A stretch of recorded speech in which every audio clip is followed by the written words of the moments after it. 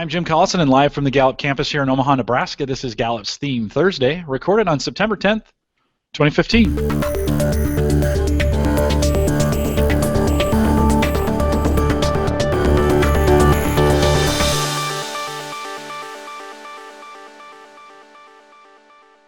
Theme Thursday is a Gallup webcast series that dives deep into the CliftonStrengths Finder themes, one theme at a time, and today's theme is Achiever, right? We're on Achiever today? That's right? Good.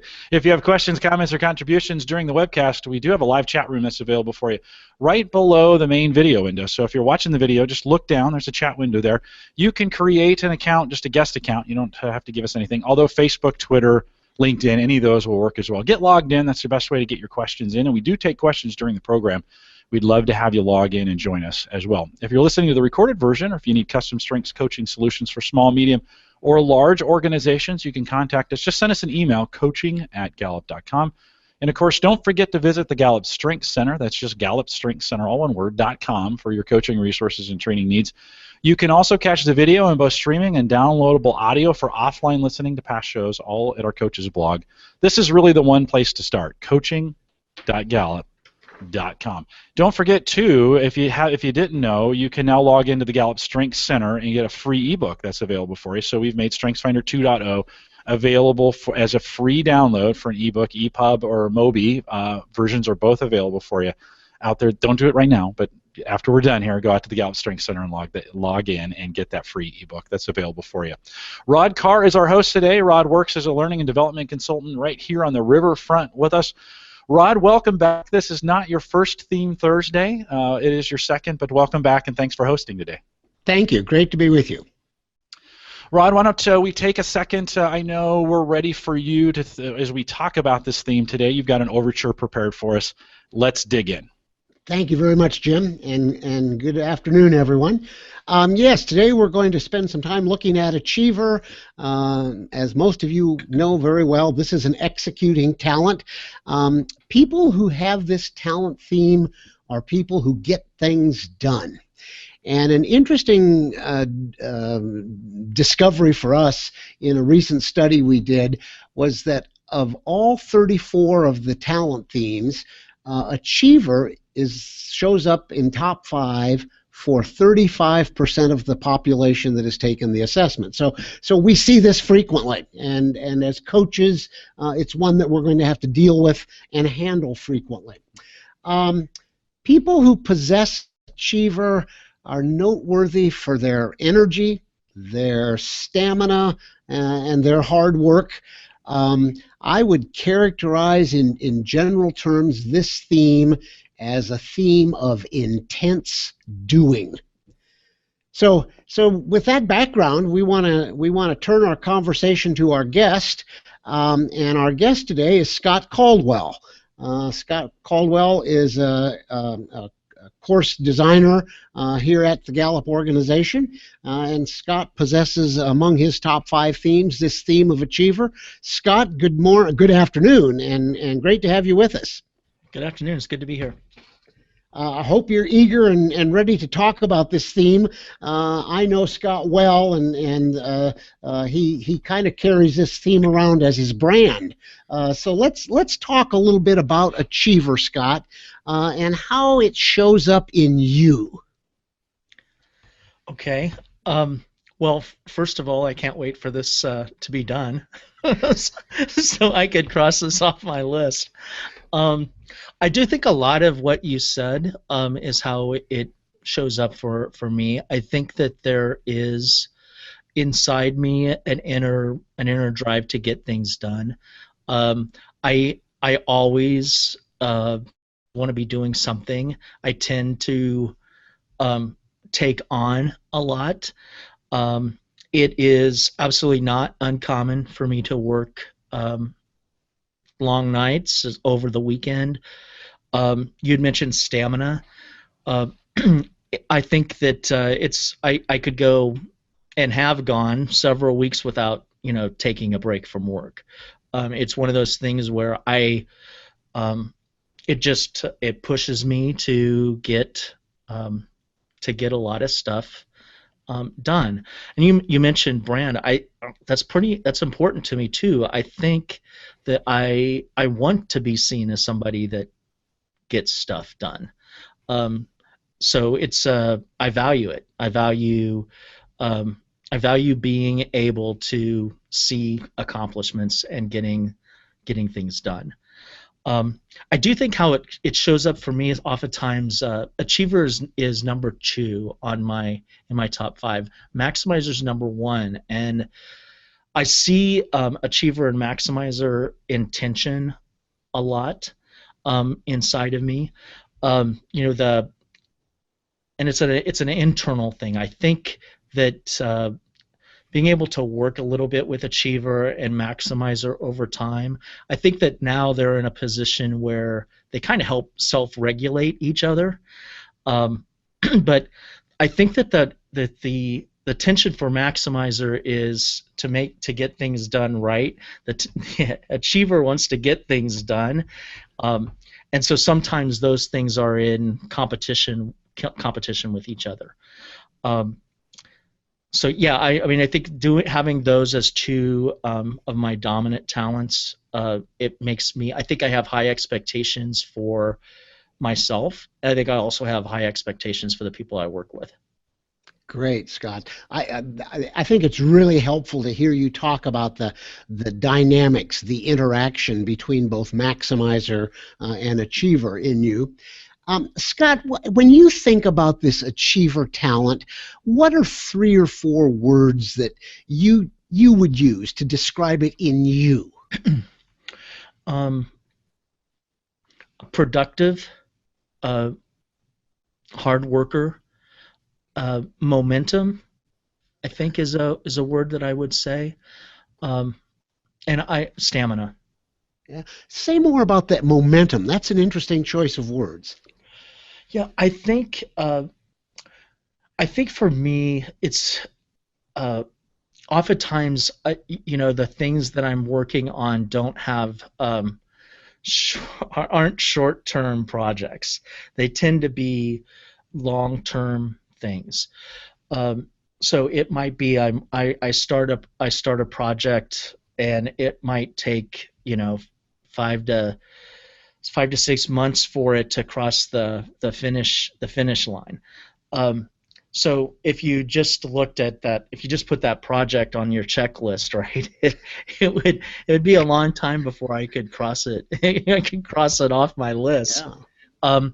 But I do think that so one of the things that I strategically do about that is I like to track progress, almost kind of like, you know, you're in your project management kind of software type thing. I'm like, okay, I've reached the 5% the 5% mark. I've reached the 10% mark. I've reached the 15%. And so when I reach those individual milestones that might be a part of a greater project, I immediately look forward to, okay, I can't wait until I'm 50% done, or that I'm in a place where I think I'm 50% done. So on those long-term projects, I think that it gives me momentum to think about getting the next piece of that project done. Does that make sense? Absolutely, it does, and I think it enriches the understanding for all of us about this theme, that use of that word momentum and the way you've described it here, because I think Achiever can have a tendency to be in the moment, getting things done and checked off the list, and yet life is filled with a lot of those extended timeline kind of projects, and I think you've described that very well. Oh, and trust me, I've got my checklist for the day. I have that. It's ready to go. Yeah. Scott, I want you to think about something for me. When this Achiever theme is working well for you, what feelings do you experience? Well, immediately as accomplishment, there is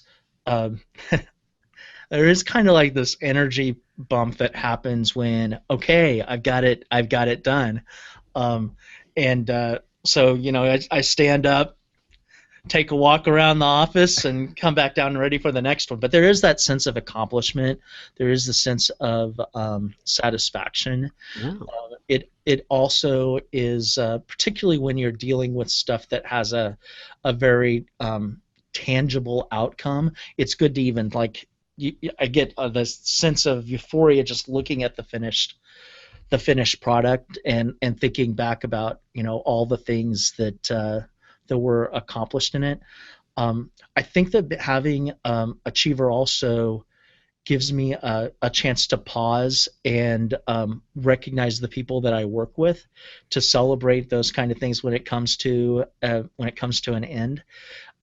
And I think that all comes from that sense of accomplishment, that sense of completion.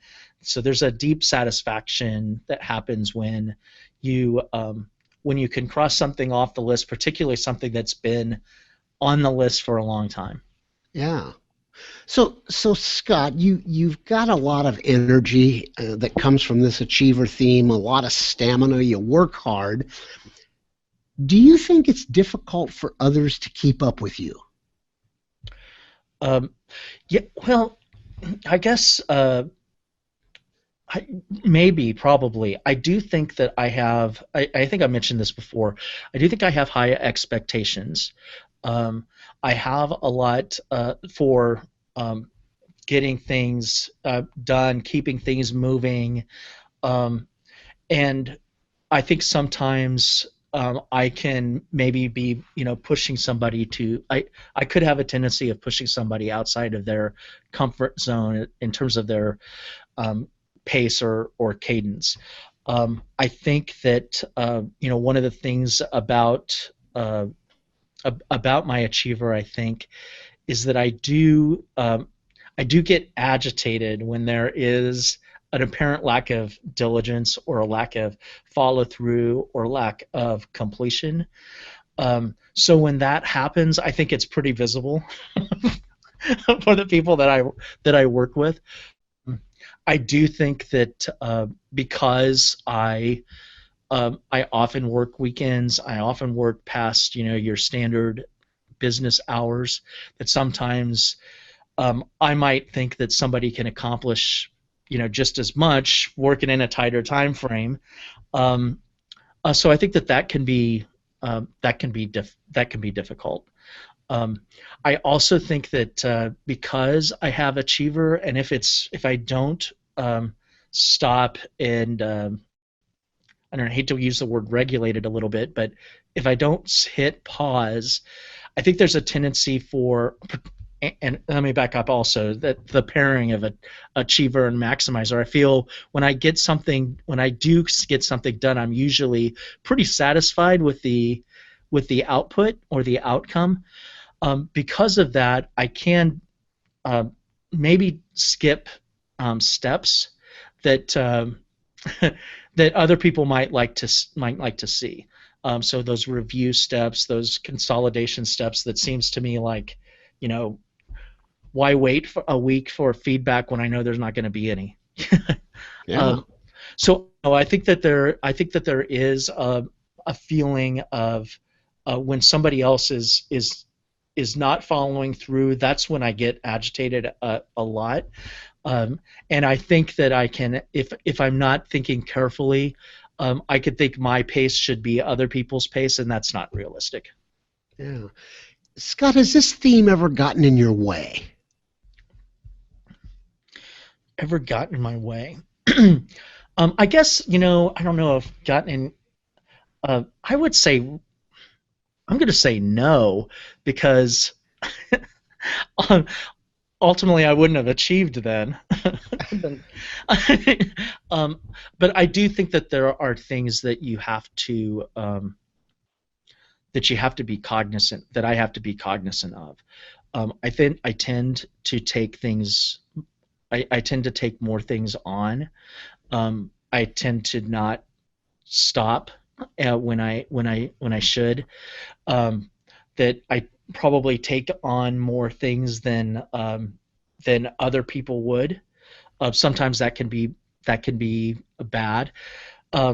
Sometimes just your social well-being and so forth, you have to like, no, I'm not gonna do that particular project. But that's hard for me to say no to things or to take things on. So I don't know if it doesn't get in the way of achieving, but it might Yeah. get in the way of other things like the um, balance and that kind of thing. Yeah, and I couldn't help but think as you were talking there that might there be others that get jealous. You keep achieving. You're the Energizer Bunny. You keep going, and maybe they can't go as long, or they feel they've got family commitments and things of that nature, and you just work on through and plow through to completion, and you get something done that maybe they can't. And yeah, and I think it's healthy to think about all of those ways that it might get in your way. No, it never gets in your way of getting things done, but does that fact itself uh, challenges socially, politically, Relationally. yeah, in terms of relationships, absolutely. And I think the follow-up question to that then, Scott, is if any of that happens, how do you manage that? Well, I mentioned a little bit about my maximizer. I do think that if I want to do things right and I want things to be very done professionally, that automatically kind of helps me regulate that tendency to take on more things. Can I do this and do it right? Asking that additional question helps me sometimes say no. I think that when I've got a lot on my plate, I think my strategic helps me sort through how to get things done and weave in that kind of thing. I also, Rod, I do have a bit of individualization that's dominant, and that kind of helps me think through how to deal with those kind of relational things that could happen with expectations for one person might be different for another, and I can kind of help my individualization helps me set that a little bit the more I get to know somebody. Yeah. Does that help? Yeah, absolutely. And it leads me directly to another question. Do you stop and celebrate successes? Um, yes, probably. Now, here's where I stopped to celebrate successes. I stopped to celebrate successes with my partners. So when things get done, that was a team effort. I think I'm really good at stopping and saying thank you and celebrating a team success. I'm not so good at stopping and doing the individual success. That's just not in my nature. Yeah. But if it's a team project, there's a lot of people involved. I do. I think I do celebrate that stuff. But I'll tell you what, personally, and it's more of that stopping to celebrate is thanking and recognizing the accomplishments of others because they just achieved. Whether or not they've got high achiever or not, I see the achievement that they've done, and it helps me. And I want to celebrate that, right? But for me personally, the best recognition for me is give me the next big thing, the next most important thing that we're working on. Give me that next project. Let me get going on that. That's more. I don't know. If I'm talking about just my achiever, that's probably the celebration that I like the most. I don't like to be in front of a crowd and all that hoopla. I'm more of the best recognition for me is give me the next most important assignment that we've got going, and let me take it to the finish line. Well, you used, I think, a really important word there around this achiever theme, and I'd like you to talk a little bit more about that. You used the word next a couple of times. And I think it's true for most people with achiever that it's almost as though what's next is always on their mind. I'm getting this done. What's next? Well, it certainly is that for me, I think. When I look at my, you know, the the the the common thing that everybody talks about Achiever is, do you make lists? Do you have a to-do list? And I certainly have that. But my to-do list is, there's short-term, there's mid-range, there's long-term type things, and I'm always thinking about the what's next. Um, so I mean, I think that there is a degree to that. I don't know if it's everybody's that way that has Achiever, but it's certainly that way for me.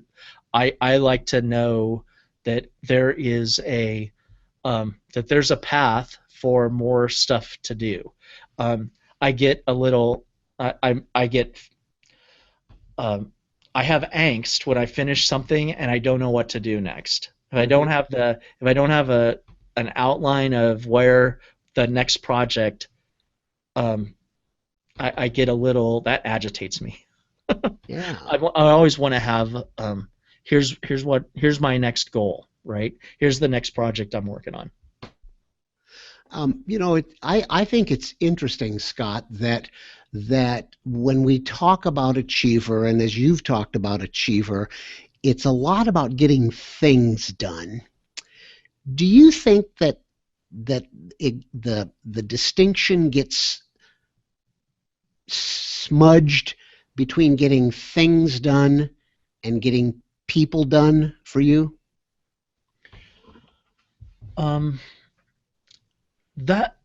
That's a good question. I don't think so if it's on my list.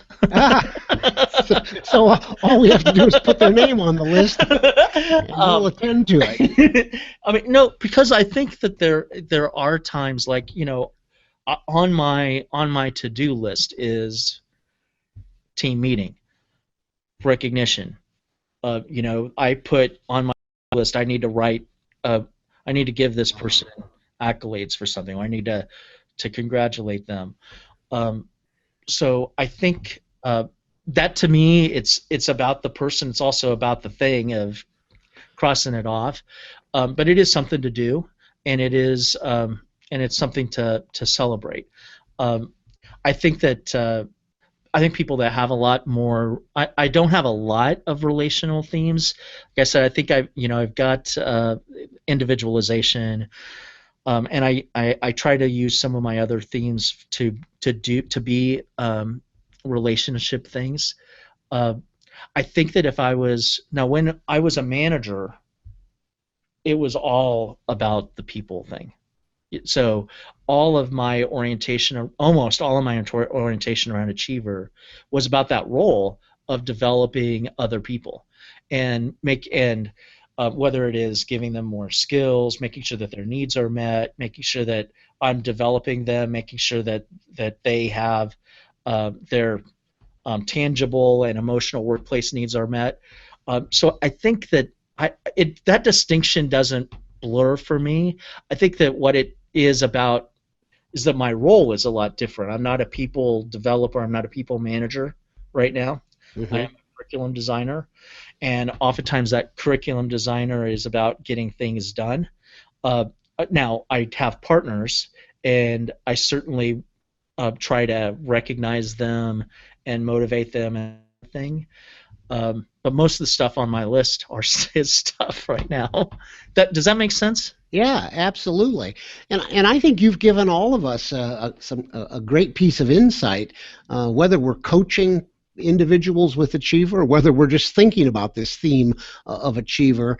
But can we help people think about, are you tending to getting people on that list, getting those relational kinds of things done, as well as all those things done? So I think you've given us some great insight there. Scott, early on you mentioned that you have maximizer number one, and that there's this tension between Achiever and maximizer. Achiever wants to get it done, maximizer wants to get it done at a very high level. I want you to think about other dominant themes of yours, and do you have any dominant themes that are a perfect match for your achiever? Yeah, so a couple. One is focus. Uh, Focus really helps me take the clutter out of things and really helps me get focus on individual components, and I can dive deep into it helps me get things done. It just really helps me get things done. Um, I think my strategic thing helps me sort through some of those conflicts that I've got, like with maximizer and achiever.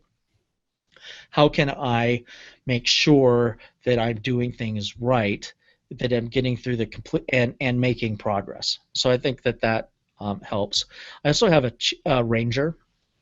A ranger I think really pairs very well with my achiever, because it helps me, even if I'm working on a lot of different projects, it helps me prioritize, it helps me delegate, it helps me kind of sort through what's the best avenue to get things done.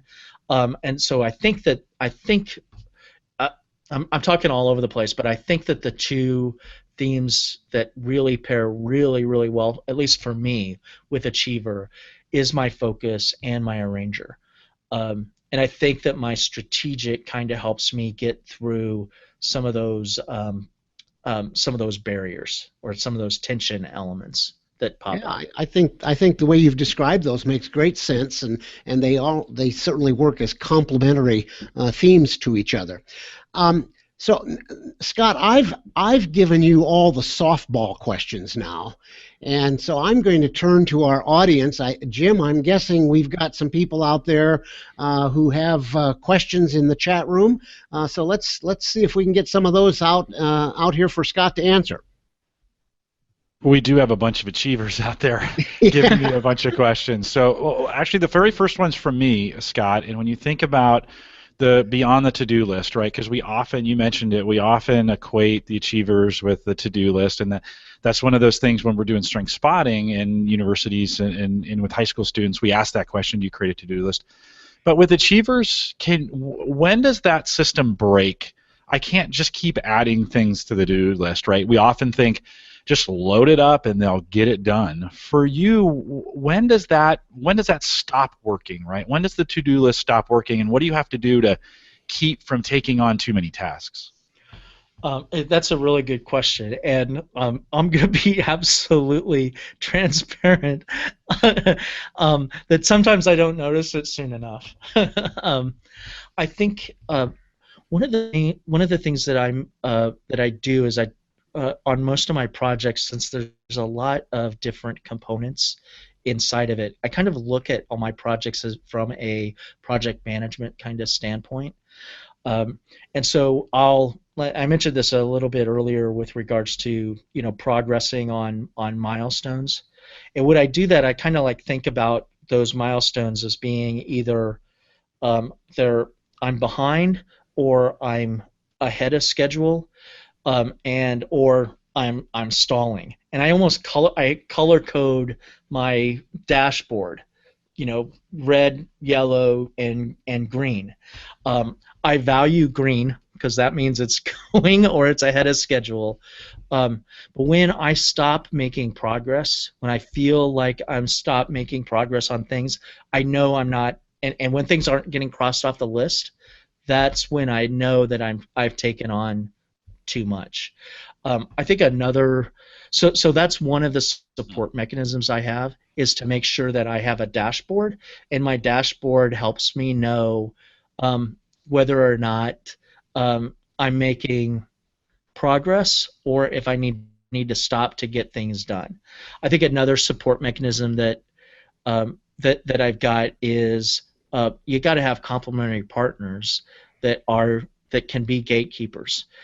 So I've got a couple of really great complementary partners that know the achiever in me wants to do more, and they tend to be gatekeepers for me, and can kind of see when there's the right time to give something more.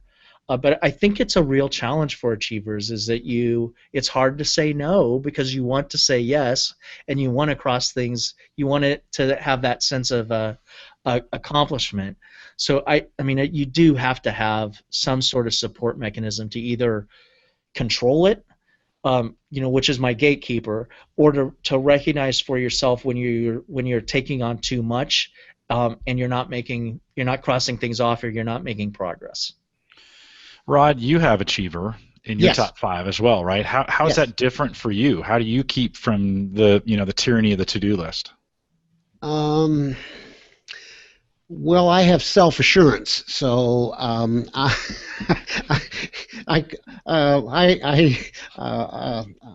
quite confident in the decisions I make for myself, and I kind of begin with an approach that says they're the right decisions, and I've hardly ever been proven wrong. Well, there you go. that's one way of just getting past it. Well, let's talk about that self-assurance a little bit, because Maureen asked this question to Scott, but it was this maximizer. She said she'd like to know if Scott's maximizer plus achiever is also fueled by his self-assurance in that. Let me throw that to you, Rod, because you're admitting that. So how does that work? I mean, you can say that, but how does that work on the other end when people are trying to load things on you? How does that self-assurance really work with them? So I think the critical element is confidence. When I say yes, I do it with great confidence that I'm going to be able to deliver. Now, I think in tandem with Achiever, what it can look like is I think there are many things in life that I encounter where I say to myself, I think I could do that, and I choose not to. So, for example, I've often thought, I'll bet I could build an automobile from the ground up. I have no interest in doing it, and so I haven't taken it on. But it would simply be reading technical manuals and doing it, going through the steps. But I'm quite confident in making those decisions about things I'm not going to take on and do also. Okay. And Scott, how about you? How does your self-assurance play into that piece of, you mentioned the dashboard, but does that play in the same way or different? No, exactly right. Just what Rod said. I do have high self-assurance, so I am confident in making the right decisions. I think there is something also in just an achiever too, where you want to set your own pace. You don't want to be constrained by other people, and I think there's self-assurance is the same way. You have confidence in your own abilities and your own pace, and that you can make the right decisions. Now you pair those two together, and if I'm not regulating it, it's exactly what we had just been talking about, that you take on too much if you're not regulating it somehow. And so I think that you have to regulate it. And to Rod's point is, I think is right, is that I'm confident when I take something on, I can do it, and then have something where if I did say yes and I couldn't, I've got some sort of support mechanism to help me out. Okay, and Baha asked this question. I think it's really good because we haven't talked about it from this standpoint. But he says, Scott, what's the greatest relational risks you face as a achiever / maximizer, since those are in there, and how do you hedge against those relational risks? Yeah, I think that what can happen is just the high expectations I can put on my partners. I tend to just thinking about how my internal partnerships work. It's hard for me to my maximizer. It's hard for me to let go because of a project I'm working on, because I have really strong opinions about what the final output should be. So I have got really high expectations for the quality, and I've got really high expectations for the pace and the cadence of how we're working. Those two together can can create undue, unrealistic expectations on others. And so what I need in order to in order to manage that is to have a relationship where people are open and say, I just can't do that. We need to figure. I need 2 more days, and people that are open and confident enough to tell me that. If that doesn't happen, there's going to be tension there, because I know I have high expectations. Now, the good thing about high expectations is I think most of the people that I work with value high expectations. So there's some benefit to having that. You just have to have a way in which you give them an out, a reasonable out, in terms of pace and in terms of so that the quality is not sacrificed. Yeah, and Rod, let me throw it to you. When we think about these relational dangers, so to speak, and in your example, when we think of achiever, self-assurance, you're going to get it done. How do you coach people through not rolling over people or rolling through them? Scott, you're kind of alluding to it. You work in a group of where the expectations are very, very clear, and maybe that's part of the key to that. But what's your advice to people from not just rolling straight through? Hey, I'm going to get this done, because that's what it sounds like to me. I'm going to get this done. I could build a car if I wanted to. I'm going to get this done. What's your coaching on that? I think it gets back to something that Scott mentioned and we talked about, and that is, do I have the right things on the list? Do I just have things, or do I include people? Do I include relationships? Do I include those loved ones? Am I affording them the appropriate time for my doing also? And I think if we get that in balance, then we mitigate that tendency to roll over people or ignore people, or have a life that is relationshipless. Yeah, no, that's good. Tricia asked this question, Scott, does the output always have to be tangible for achievers? No, I don't. Well, no, no, I don't think so. Like, now it could be other themes. So, Rod, you help straighten me out if I'm saying wrong. But I'm just looking at my list here, and so there's things on my list like I need to give feedback to somebody on something that I was reviewing. So there's that. Now it's a tangible activity, but it's not a product. I have on here that I need to. We have at Gallup we have these things called drops, which are little kind of almost like thank you or recognition notes. And I've got 2 people on my list here that I need to to write a drop to. Now when I get that drop done, I'm going to cross it off the list, and it's a tangible thing, but it's more about thanking somebody else. So I don't know. I mean, I guess if I'm looking at a task, yeah, it's probably a tangible thing, but it's not just about output. It's also about doing things that might not be about a tangible output. Rod, would you add anything to that, or am I off there? Is that other themes at work, or what do you think? I've always thought you were off, Scott. The only thing I would add is when my achiever was raw, I think it was more about tangible things. As my achiever has matured, I think it's much more about intangible things also. Yeah, and one other thing that I would just say about achiever, and it gets to your raw and mature thing, Rod. I think that there, at least for me, there's a tendency that I can be independent. I can work independently. That I don't, because I want to get things across, because I want to set my own pace, those are things that can lead to independency. And I think that the more mature you are, that the more aware you are about achiever, the more that you try to build in codependency and with others.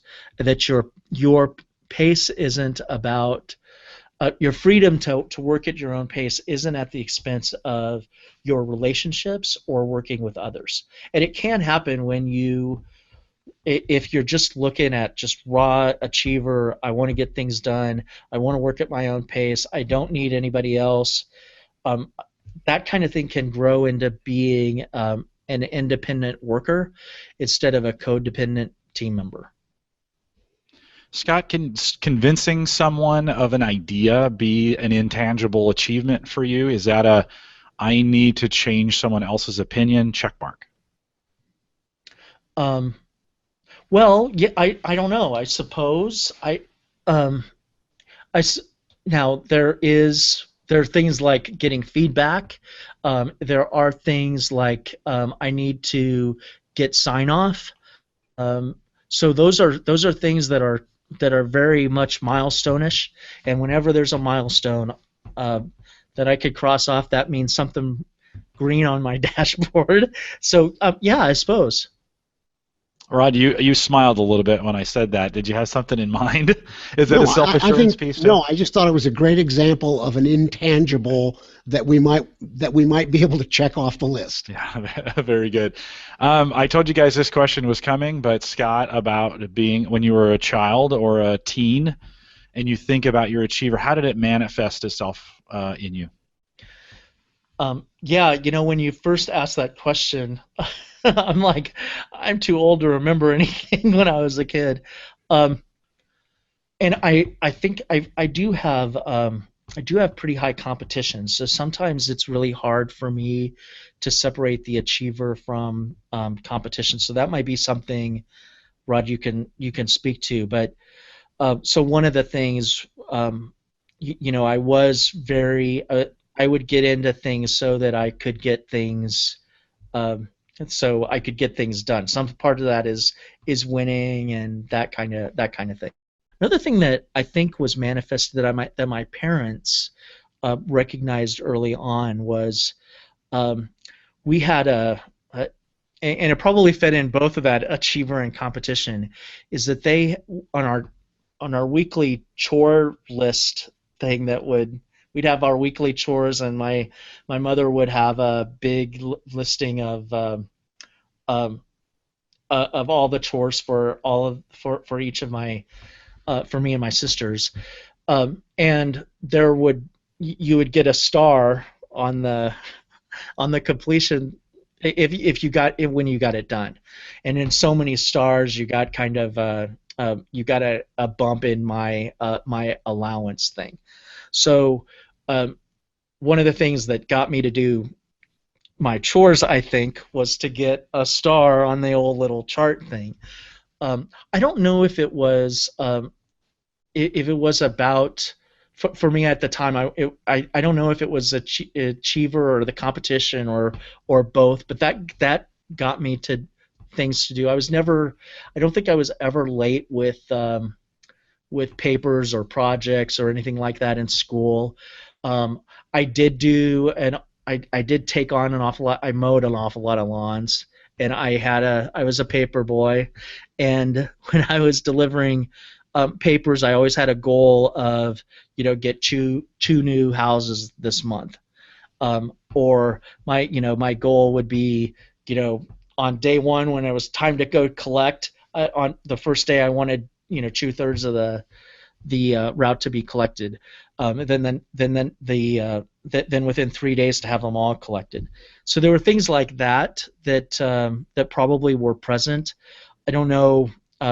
Some of that is probably achiever. Some of it is probably competition. Okay. Or if that helps. Yeah, I think so. That's all I can remember. Yeah, it's interesting. You think about your paper. I did papers as a kid too, and You approached it very, I bet, very methodically, got through the process, worked it through. And I was all about getting around the neighborhood so I could visit with people, right? For me, it was about how many people could I know, and the paper was just a way to get it done.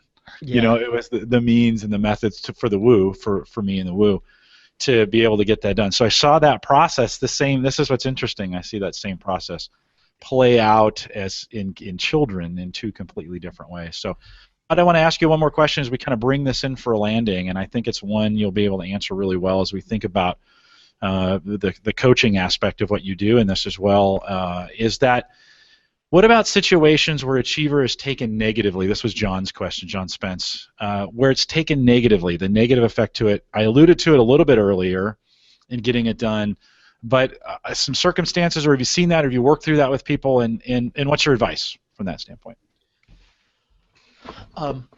Yeah, when I was working on the strengths coaching courses, one of the some of the collateral that we built was around specifically around achiever, and one of the barrier labels that often gets associated with achiever is that work is more important than people, and when you are when you're a hard worker, and I talked about some of the things that how it shows up with me. It's not uncommon for me to work late. It's not uncommon for me to work weekends. It's not uncommon for me to go, 2 or 3 weeks without a day off. All those things come with a price, and some of that price is relationships. And there are times where I choose to be at. It's a choice, but in the moment, it's not a choice. It just happens where I'm at work instead of taking my dad out to dinner, or I make the choice of staying late instead of going with friends after work for Friday afternoon club, and so there is a sacrifice that can be. It's a real thing that people can view that as being you chose to do work rather than being with then you chose work over me, and so one of the things that I know I have to do, and I know I haven't done it enough, by the way, is to have people pull me away from work.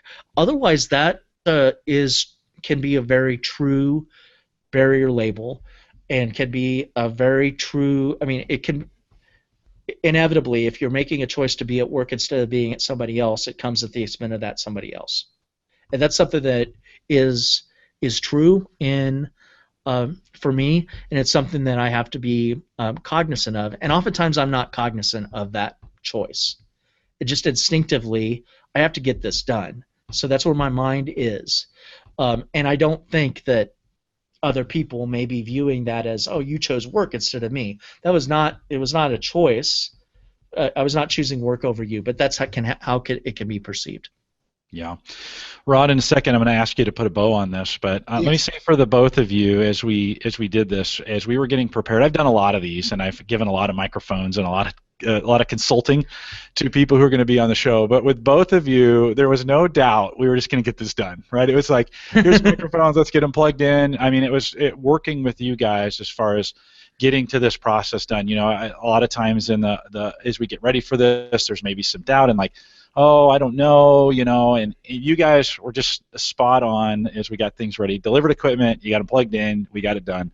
So let me say, Scott, thanks for me. I'll just say thanks for jumping in here. Some great insight on this. And Rod, give us a few words here at the very end as we kind of wrap Achiever. How'd you wrap it? Yeah, thank you, Jim. Well, Scott's final comment there makes me think about something that's an ever-present challenge and issue for people who have Achiever. People with this Achiever theme typically hear a whisper of discontent about be done, something else to be accomplished. And the challenge is always, is it the right thing? And I think that's true for achievers, and it's something that they live with constantly in their life that is filled with achievements. No, it's very good. Great way to wrap it up. And as we kind of bring Theme Thursday to a close overall, I think we have 7 of these left. We'll be working on these through the end of December. Rod, thanks for filling in for Kurt on this. It's great to have you on here, Scott. Again, thanks for coming in and doing this. You guys, your top 5 are very similar through this. So we'll include those in the show notes if folks want to go out and take a look here. But Benjamin made that choice to bring you in, and Rod, great to spend some time with you.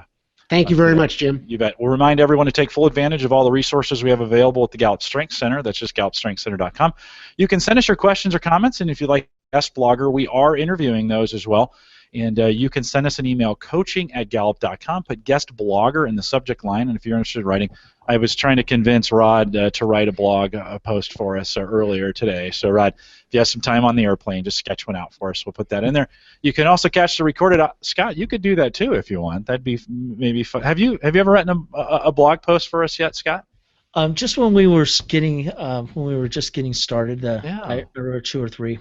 Yeah, no, good. Maybe we should get an updated one from you. Be another thing to put on my list. Well, I shouldn't put too many things on your list.